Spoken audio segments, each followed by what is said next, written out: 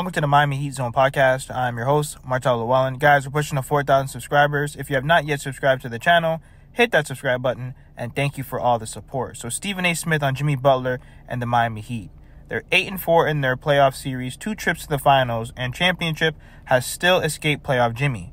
We know when it matters most, he's going to show up. Question is, will it be enough to get them over the hump finally?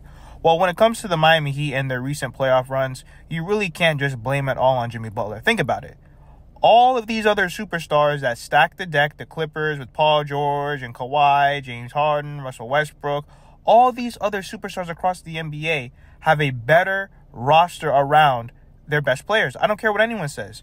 Jimmy Butler has done more with less compared to all the other superstars across the NBA. And the fact that, I get it, we haven't won the championship, but look at what he's done with what he has around him. And then also, too, look at the injuries.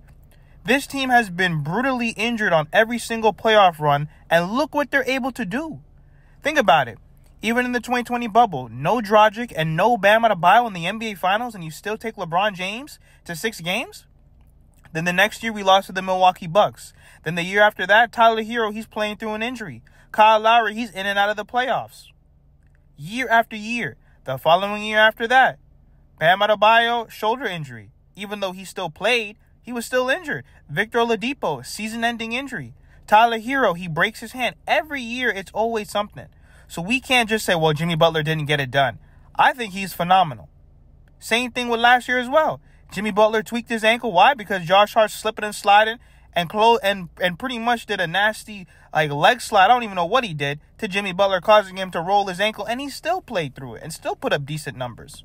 So at the end of the day, I think we can have enough, especially when you look at just the Eastern Conference. Donovan Mitchell, there's reports saying that he's still not even healthy and he's playing through injury.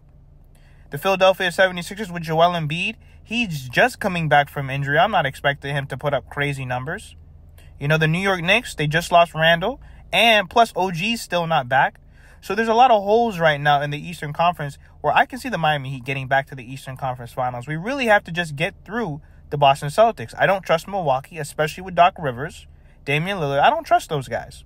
Giannis fears, and he's petrified and terrified of the Miami Heat. So just when you look at the Miami Heat and what they've been through these past few years, you can't just put it all on Jimmy. Yes, he is our best player, and I know that he doesn't take the regular season seriously, and that's probably the one thing I don't agree about with what he does. But other than that, you have to really give credit to this Miami Heat team. And like I said, with the East kind of being battered and bruised, I can see us with another rematch versus the Boston Celtics in the Eastern Conference Finals. And especially with the addition of guys like Terry Rozier, who he's another guy that can take the pressure off of Jimmy, Bam, and Tyler, create his own shot, create rim pressure, all those great things that he does on the offensive end. We've never had that. Kyle Lowry never provided that. So honestly, I really do think the Miami Heat can make it back to the NBA Finals. It's just not going to be easy. Let me know what you guys think in the comments. Like, share, comment, subscribe as we continue to push to 4,000 subscribers.